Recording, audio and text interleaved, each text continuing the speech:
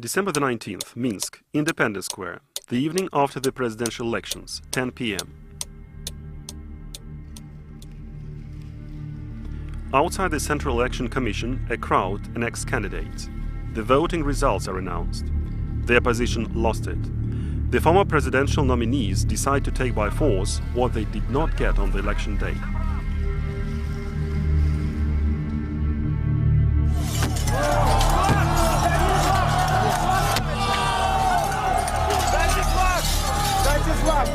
Флаг дайте Белорусии!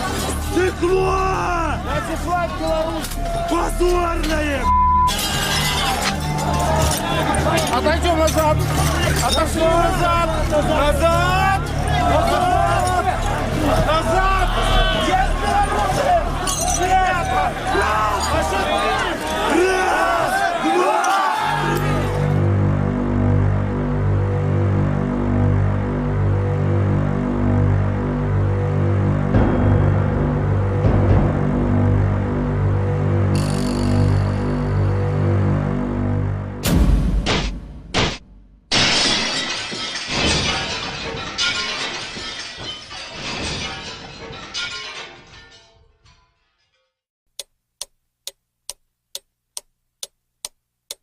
November the 18th, Central Election Commission session, 12 a.m. Nominees are invited to the Palace of the Republic. Everyone is tense, waiting for the decision of the Central Election Commission. And that's when a mini sensation happens. 10 people get through to the candidate stage. Many of them are amazed and lost. And for the first time, you can hear something unexpected. Some are taking part in the election campaign not because they want to be elected.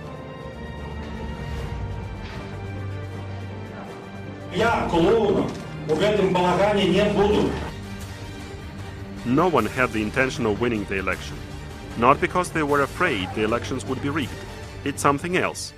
November opinion polls conducted by opposition poll centers produced disappointing results.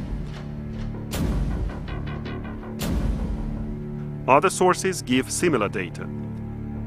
По последним опросам, если бы президента Беларуси выбирали завтра, то 78% опрошенных проголосовали бы за Александра Лукашенко и 5% за оппозицию. The question arises, if there is no winning chance, why run in the elections? October the 20th, the Belaruski Novosti website, 12 p.m. The answer to this question came on October the 20th. The Belaruski Novosti website posts the article entitled "Choice, we're ready to pay the price." The author is Dmitry Dashkevich, the leader of the Young Front. The article is based on a simple idea. Voters do not decide the outcome of the election. The square will decide it. And this square will demand sacrifices. The election campaign has been proceeding in a weird way. The closer the election day, the less the candidates talk about themselves and their programs. The only subject they have at the tip of their tongue is the ploshcha. The ploshcha is written about on the websites. The ploshcha is broadcast in TV programs. Треба будет выйти на площадь в 8 часов вечера, на площадь в Минске. Надо принимать участие в массовых акциях. Мы зменим эту систему. Приходите на площадь. During the debate, people are called to come to the ploshcha. Встретимся 19 числа в 8 часов вечера на площади в Минске. Користаюся моментом. Я ще раз закликать вас прийти на площадь. Finally, they start rehearsing the ploshcha. 7 человек сюда колеваски. November the 24th, Oktyabrskaya Square, 6 p.m. The first ploshcha dry run. Outside the Palace of the Republic are the main actors, Rimashevsky, Statkevich and Neklayev. Few people, mostly the people from the candidates' offices. The crowd starts moving to the Square of Independence, a brief rally, an attempt to get inside the Central Election Commission. The rally, naturally, is not authorized, but no one is interfering. The authorities are looking away. November the 26th, Minsk, 9 a.m. The State Frontier Committee receives an alarming report. Acts of terror are possible on the election day in Minsk. This is immediately reported to the country's leadership. Оперативными органами пограничной службы была получена. The operative bodies of the Frontier Service got information from the intelligence sources that a group of demolition specialists had planned preparation and carrying out some terror attacks on the elections day. Starting from the end of November, the Belarusian borders are overwhelmed with tourists. Dozens of groups are trying to enter Belarus from Poland, Ukraine and Russia. The tourists are bringing a weird package of things along: tasers, smoke flares, truncheons, brass knuckles, knives and ammunition. Artem Yurievich Breus. I'm going to get a residence permit in Belarus, to find a job and to live here. I study in St. Petersburg at St. Petersburg State University in the second year at the Faculty of International Relations. My major is Studies of the CIS countries. I came here to observe the electoral campaign of the President of Belarus without either the status of an international observer or a journalist accreditation, because I didn't get it. Do you mean you came as a physical person? Yes, I came as a physical person. December the 6th, Minsk, Privokzalnaya Square, 7 p.m. Yet another group of militants is stopped at the border in the morning, and a second square dry run takes place in Minsk. It is staged by the Nikolaev and Sannikov officers. The venue is not a random choice. On the X-day, that is December the 19th, Privokzalnaya Square will be the gathering point for the backup column. The rally at Privokzalnaya does not make sense as an election campaigning event. The idea was different: to mobilize the striking fist of the square. Тільки разом ми переможемо. Як кажуть, разом і батьку бить свиней. December the 7th, Gomel region. A businessman from Gomel received an extraordinary business proposal from Nikolai Statkevich's party members to manufacture a badge of metal-made sharpened rods. Ко мне обратились члены партии Громада Статкевича. I was applied to by the members of Statkevich's party, Ramada, who got me into their car and asked me to assist them in making metal spiky rods that, as they said, would be used to defend the meeting on the 19th of December. On the same day, the general manager of Zhlobin Repair and Technical Works got a call. 7 числа в районе 16:00. On the 7th of December, at about 4 p.m., I answered my fixed phone.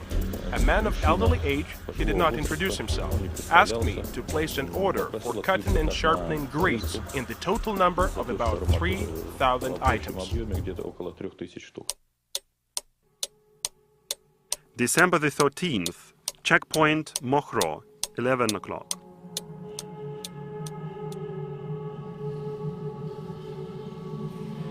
This cargo is apprehended at the Belarus-Ukraine border. It was with 7 foreign nationals. All of them worked as instructors in radical groups of Belarus.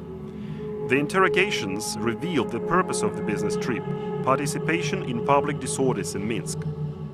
Several days ahead of the X-day, the candidates are getting ever more candid. President Lukashenko gets direct threats. I hope the one who calls himself the president will feel quite himself, because he has only 2 choices: either a Russian bullet in his forehead of a sniper, I'm telling you the truth, yeah, or he will start negotiating with us and with Europe, and he will agree to the dialogue and concessions. December the 16th, Svobody Square, 6 p.m. The third square dry run. There are about 1,000 people outside the Minsk City Hall. Sannikov, Nikolaev and Rimashevsky are addressing the crowd. Their speeches do not mention a single word about the elections, only the square and the revolution. Ми здольні знищити эту паскудную фашистскую владу. That looked weird to an outside observer. What is common before the election day is appeals to go to the polls, but our candidates were only calling to go to the square. Я призову к забастовкам. The truth is that the square pursued 2 goals: The ultimate goal was to seize power. The minimum is to provide a bloody picture from Minsk streets. What was obvious was that the one able to get the picture will get the big snatch. This is something worth fighting for.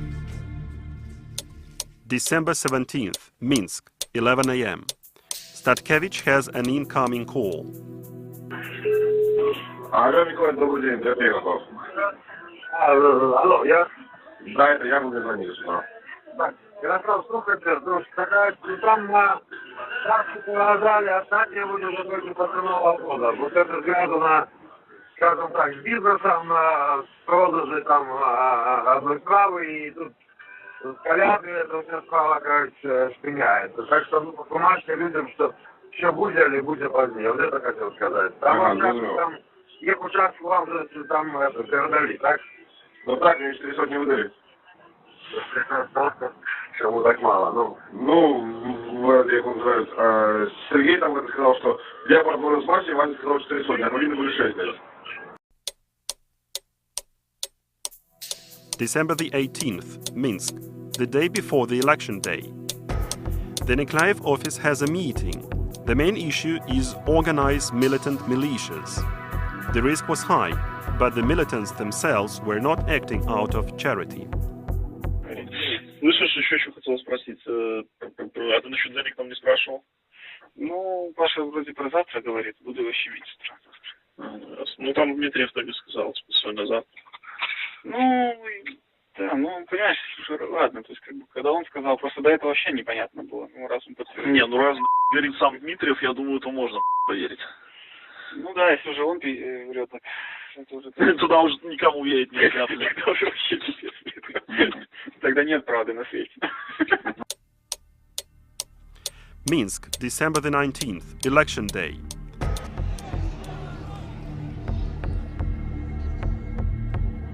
Many thought that the main question the opposition had today was who would become the president of Belarus. But they had a completely different concern. They had elections of their own. They were to decide who would be the main oppositionist. The obvious leader was Nikolaev.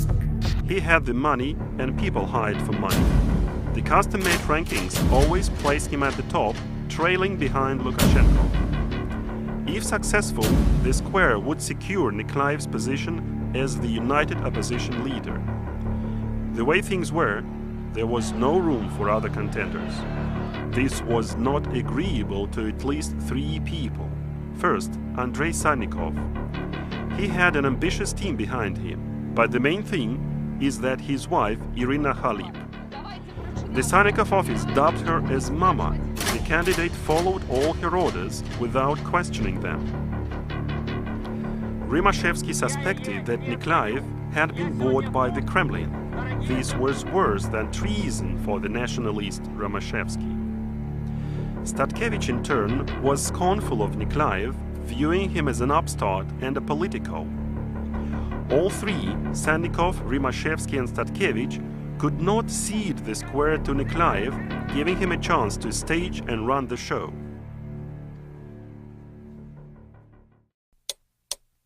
(7:20 p.m.) Operative on-duty office of Minsk State Executive Committee, 5 Dobromyslinsky Pereulok. The operative on-duty office of the Minsk Police Department received a call. 14, милиция, чем помочь? Будьте любезны, куда мне обратиться? У меня ребенок 16 лет со своим одноклассником пошлет на них 19 октября. Тише, женщина, тише, спокойно. Я не понимаю, что вы говорите. Куда У меня ребенок 16 лет. Пошли на митинг, обвязавшись какими-то взрывракетами со своим одноклассником. Ему 16 лет. Он поддался этой акции и убежал от меня. Я его держала в двери, как могла. Фамилия ваша? Юринок Елена Владимировна. Юринок Елена Владимировна. Где проживаете? Концевщина 48, 354. 48, 354. Дома сейчас? Я сейчас на улице выбежала за ним. Он обвязался, взрыв с какими-то, сделал со своим одноклассником Шлыком, который проживает в Концевщина 42. Какие-то взрывчатки в термосе. И убежали туда. А сколько однокласснику лет? 16 тоже. Алло. Ну, я вот на улице стою, я не знаю, куда мне идти. Я очень расстроена. А что милиция? Он где-то уже туда в Октябрьске там час. Они созванивались.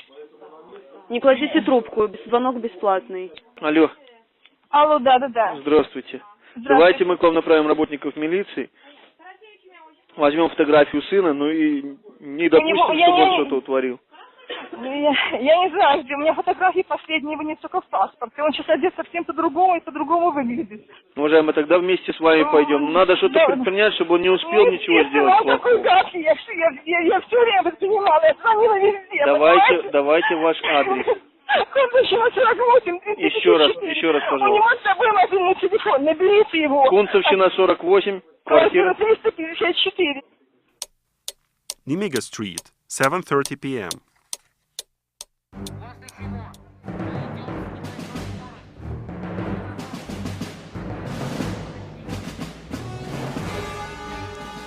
At about 7 p.m., Nikolaev and people from his office set off to the Palace of the Republic. They are walking. Two minivans are moving slowly close to them. Several dozens of muscled guys seal them off. The police got a tip-off. The minivans might well have explosives and weapons. The police did not worry about the minivans in vain. Later on, they would discover a full-fledged arsenal: firecrackers, sound-alike grenades, gas bottles, petrol cans, and cut roads. Nikolaev's column is stopped. The police and Nikolaev start a conversation.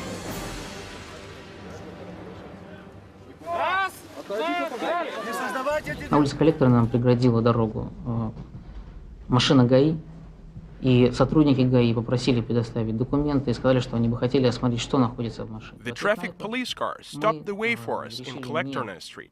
Traffic police officers asked us to submit our documents and wanted to see what was in our car. In turn, we decided not to submit anything and to continue moving. To do that, we tried to roll the car of traffic police back. Nikolaev and I started to swing it and to move it back. Some drunken young man came out of the crowd from behind. It came to hand grips, and the coming police managed to part the fighters. The police officers are not guilty of what happened.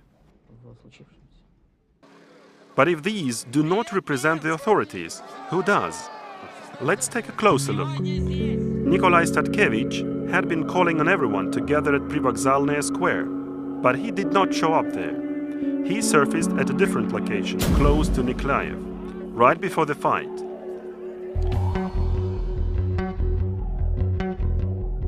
Where he did not get a single scratch, unlike his rival. But who assaulted Nikolaev? The answer is quite obvious. Those with a vested interest in Nikolaev not leading the square. In simpler words, his ex-allies, Sandikov, Statkevich, and Rimashevsky. У меня нету денег, я должна людям. У меня кашель, я болею. Я хочу завтра на площадь. И если ты сегодня мне не выплатишь, я не приведу завтра людей. Я тебе сказал, что все сделаю. Значит, сделаю. Не кидай, пожалуйста. И с тобой, кстати, хочет поговорить человек. Давай. Что за нужно взять деньги, распорядиться ими, успеть до завтра. Ты вообще это понимаешь? Если я понимаю, но от того, что ты 55 раз мне позвонишь и это скажешь, они не появятся. Ты же мне не звонишь? Хорошо, давай я не буду тебе звонить. Ты мне раз обещал перезвонить, ты хоть раз это сделал? Потому что их нету. Я тебе перезвоню, как только они будут. Когда это будет? Сегодня. И когда это будет? Не знаю. Ты должен меня держать в курсе. Если я тебе звоню, я тебе, извини меня, я не назойливый. Я не через каждые полчаса. Я звоню, не знаю. Через полчаса, да, но я хочу быть в курсе. Я хочу, чтобы ты мне звонил сам и сообщал, что, чувак, нету ни потому что это так нельзя. Как только будет что-то известно, я тебе сразу же наберу. Ты будешь вторым, кому я позвоню. Я тебе обещаю. Первый будет вот Корёва. Вот. Окей. Будешь вторым, кому я позвоню, как только они появятся. Завтра напрочь. Хорошо. И я тебе, подожди. Катя, подожди. Я тебе просто говорю, если, этого не будет, то ты можешь, это же не один я и не одна Катя. Такие как мы. Все будет. Завтра на площади просто оппозиция передерется друг с другом. And the prize is worth fighting for. The election campaign for the opposition is a harvesting season. Grants flow in a river. In 2010, everyone had expected the gold reserve to go to Milenkevich again. But his former associates accused him of stealing. The outcome was that two, Niklaev and Sannikov, reached the semi-finals. The gold went to Niklaev, with Sannikov getting the silver. Now it came out. Sannikov got more than $500,000 US. Niklaev got many times more. The Niklaev office got $1,668,550 US in cash alone. The key figures in the financial schemes were as follows. First, Alexander Feduta, the main negotiator with sponsors. Second, Andrei Dmitriev, the head of the Niklaev office. Third, Sergei Wozniak, the one who organized the smuggling of illegal cash through the border.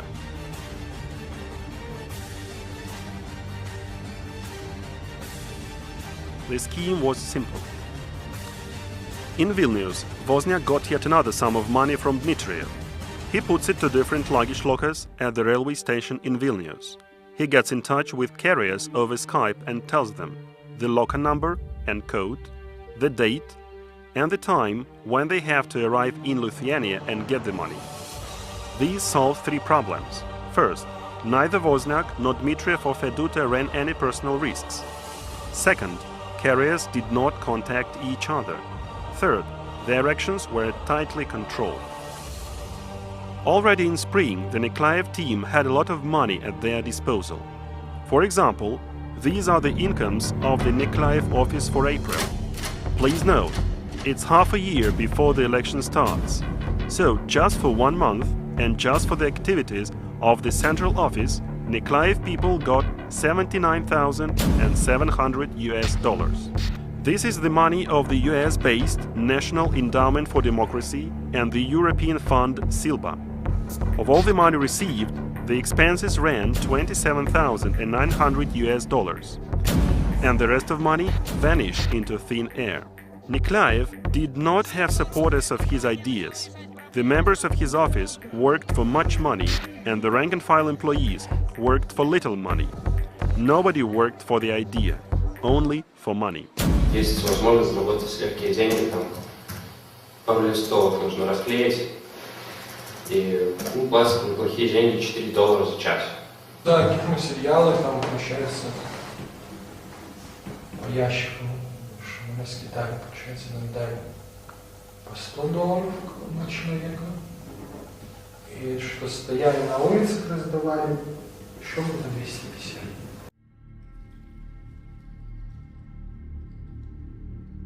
Niklaev asked for his campaign $16 million. Illegally, only $1,668,550 US were brought to the country. It seems that the major part of this funding was shared outside Belarus. Though these should be concerns of foreign taxpayers, they should ask questions who got the money issued as to support democracy. If Rimashevsky had a goal to get well known and to become a big policymaker from nowhere, he's young, not well known, energetic, similar to Mikhalevich, then Sannikov, Niklaev, and Statkevich had absolutely different goals. They had to show that they were the current leaders of opposition, and actually, this project, Ploshcha, is a project designed to get prospective resources. Oktyabrskaya Square, 8 p.m. Niklaev hasn't come to the square yet. Sannikov, Statkevich and Rimashevsky can now act independently. And at Oktyabrskaya Square, Sannikov proclaims the formation of a new government. We are able to govern the country, and now we have established the government of national rescue. The well-worked-out scenario of the actions in the square is initiated. Statkevich gives a signal. The goal is to take over the governmental buildings. We have to go there and to ask him to vacate the office Who votes for? Let's move forward.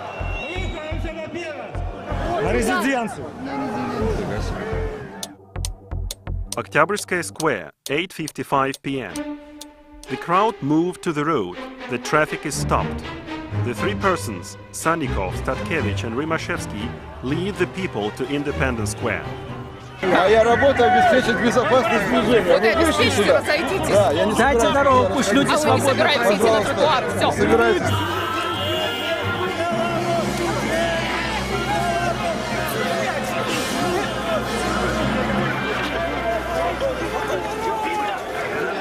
Я не знаю. Не знаю. Мы идем, вот, наверное, лидеры там спереди. Вы не знаете, Живи, Беларусь! On the internet, there is a live report about the events. According to the organizers, they know what they are doing. Проспект идет толпа, где было агрессивно, там были агрессивно настроенные люди. The crowd is marching along the avenue. There were some aggressive people there shouting some slogans, and they really seemed drunken and a little inadequate. They started to tear off the national symbols. Some fights flared up in the square when they came there. Independence Square, 9:30 p.m. The crowd is approaching the government residence. The police do not take any actions. The leaders are waiting for the moment when more people will come. Then it will be time to start the attack. And I would like to request again, tell your acquaintances and invite them here. Everyone should invite at least one person. Впереди шел авангард людей, особо настроенных радикально. В принципе, вот они ходили слухи в толпе, что, возможно, это проплаченные люди. Позже этот авангард стал громить стекла и устраивать беспорядки уже около Дома правительства. Independence Square, 9:45 p.m. People are planning the attack near Lenin Monument. The ex-nominees hold in their hands a declaration on proclamation of the Government of National Rescue. Please note, the document has been printed and prepared in advance. Good resolution. Call it their, let's say, Government of Rescue. Nikolai, let's go to Lenin Square. Hey, well, let's go. 9:50 p.m. The leaders are climbing the tribune near Lenin Monument, and they declare themselves a new power in Belarus. At once, they give an order. Start the attack. Now we're going to the government residence. The crowd led by the ex-nominees is moving to the government residence. The advance squad is in action at the government residence. In a second, we can hear the first sound of broken glass.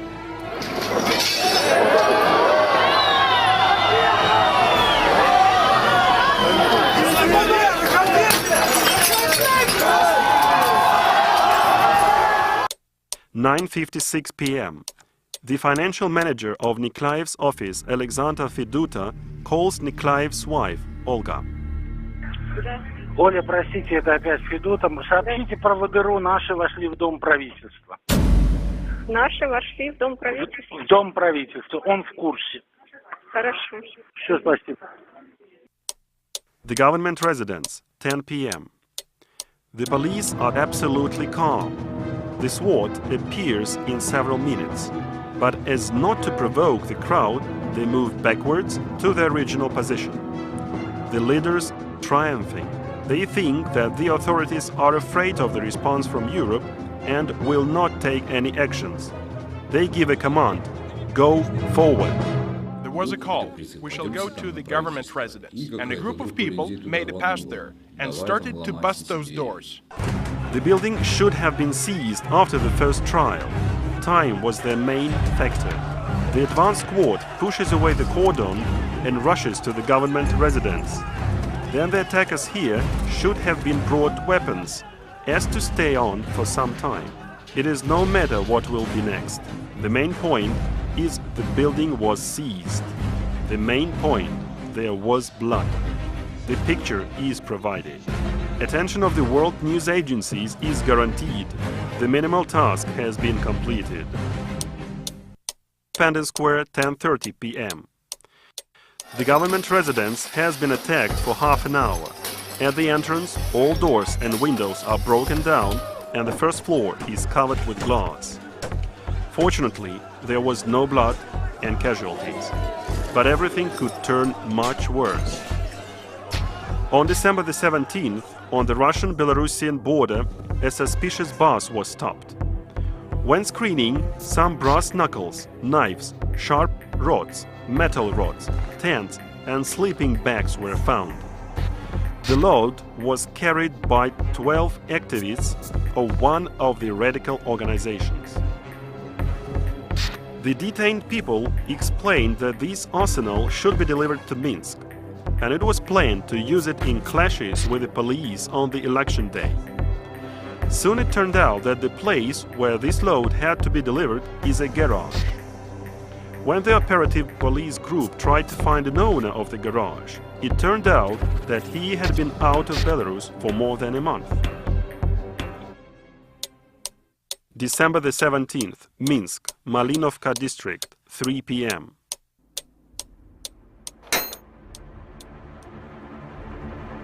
This inconspicuous garage near the ring road was rented by a citizen of a neighboring country a month ago.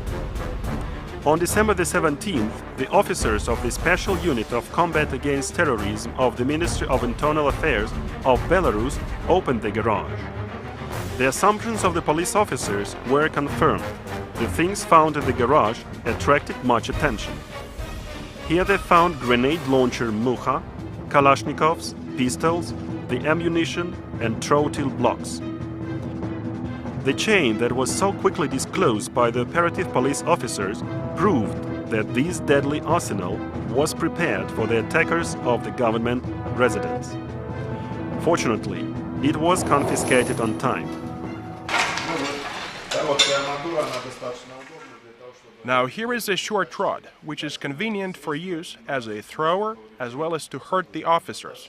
It's quite short and small, let's put it like that, but it really hurts.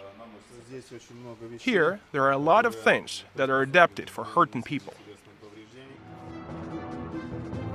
And now, just imagine if these attackers had had weapons in their hands.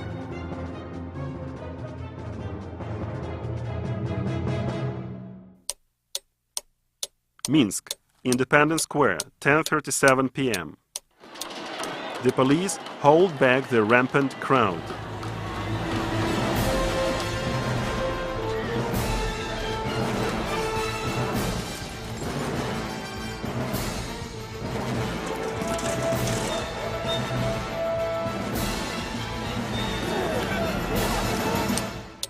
(10:49 p.m.) Statkevich's mobile phone rings. A Sasha calls from the Ukrainian number. He requires to take power by force. Коля? Да, Саша, слушаю тебя. Здорово. Так а что вы там зашли уже в Кабмин? Саша, я почти тебя не слышу. Тут очень много людей возле дома правительства.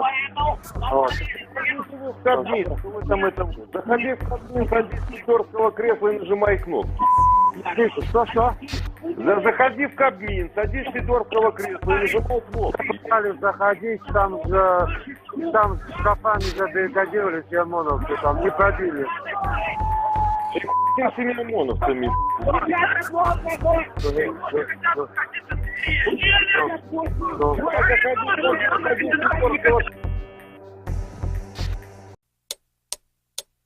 10:50 p.m.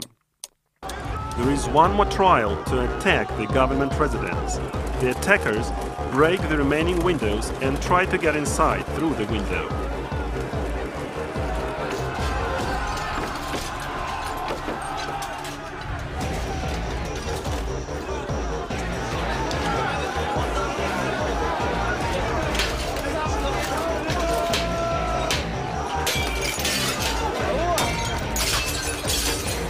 On the following day, they will start giving excuses in mass media, saying this happened by accident. The leaders had nothing to do with it at all. But here are some statements of ex-nominees for the president's office. During the protest meeting in Oktyabrskaya Square, Nikolai Stavkevich, Andrei Sannikov, and Vitaly Rimashevsky called people and led them to Independence Square. Over there, they provoked disorders, and the trial to occupy the building of the government residence took place. They laid down lives of thousands of people at stake. As a nominee for the president's office, I, Yaroslav Romanchuk, condemn those calls for action which violate the peaceful nature of mass actions and events. Я изначально и ранее на пресс-конференции говорил, я не согласился с предложениями. I did not agree to the proposals of some people who were present there, including those of some nominees for the president's office, that it was necessary to prepare a scenario of how to use force, including of how to carry out attacks. Я як кандидат на посаду президента від партії БНФ. I, as a nominee for the president's office on part of the BPF and the party Belarusian Popular Front, have always supported peaceful protest actions. Unfortunately, there are a number of people who wanted to work up a disturbance. I repeat, unfortunately. It's a pity that it ended in beaten windows and breaking doors.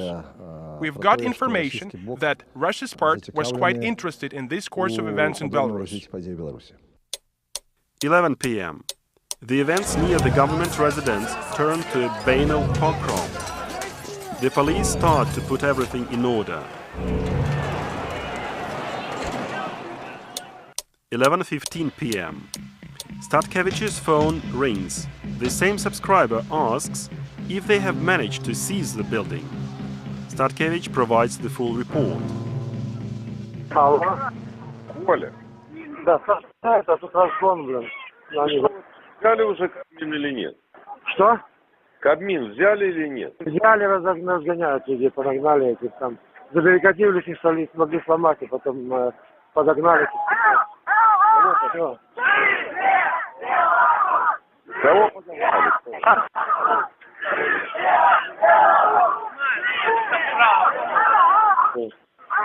Ты-то что, не могу говорить. Не, я понимаю. After the events, the organizers of the pogrom can hardly deny their participation in it. It is impossible to deny what is evident. It is impossible to deny that they, for a month, had been calling people to come to the Ploshcha. It is impossible to deny that instead of a peaceful gathering in Oktyabrskaya Square, they led the crowd to the government residence. It is impossible to deny that the police did not provoke anyone, anyway, and by any means. It is impossible to deny that the protesters crashed everything they could find on their way. And then the last version came into existence, about provokers. The essence of the version is simple. Do not believe your eyes. The windows were broken not by the marching participants, but by the plainclothes officers of police and KGB. But this version has existed for a short time. It has existed as long as it took to find, with the help of video, all pogrom participants and to identify them. Some of them have been already identified. Have a look. This rampant man was said to be a provoker from the special forces. But actually, he is Oleg Vladimirovich Fedorkevich, born in 1961, a Minsk resident. He works as a foreman at the unitary enterprise Spetsbelstroi. Oh, look at this man. It is this man who was written about as the one saying something into the microphone hidden in his sleeve, really looking as a special forces officer. There is one of them, the one with the headphone. He's talking and then is knocking on the window softly.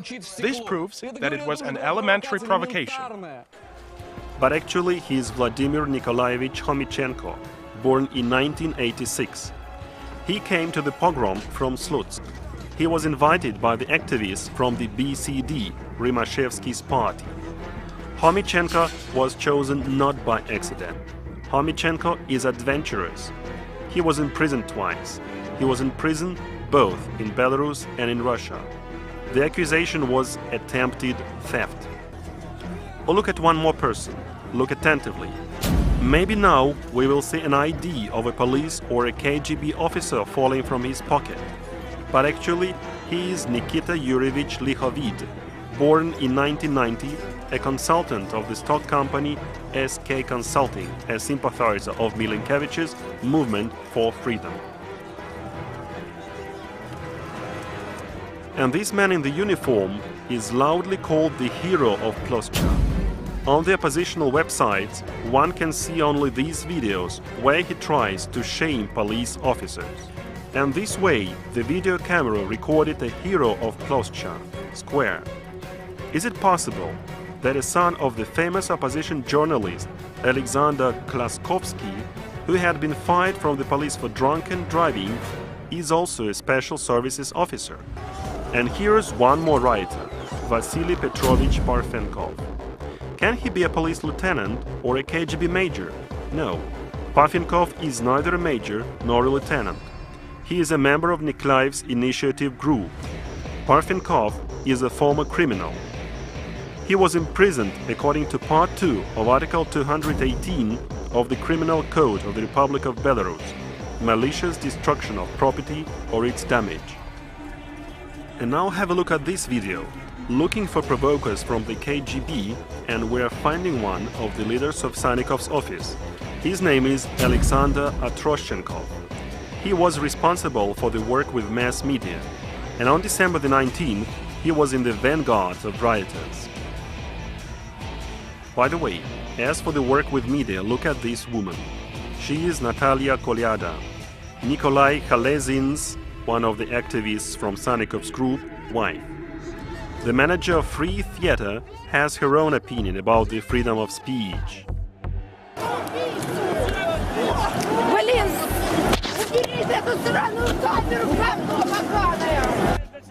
Or the leader of the UCP, Anatoly Lebedko.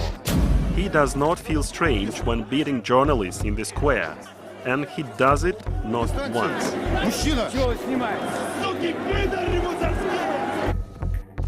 The version about specially dressed policemen is wrecking. More than 100 rioters have been already identified. More than 40 of them have been detained. This work is still going on. Soon the rest rioters will be identified and detained.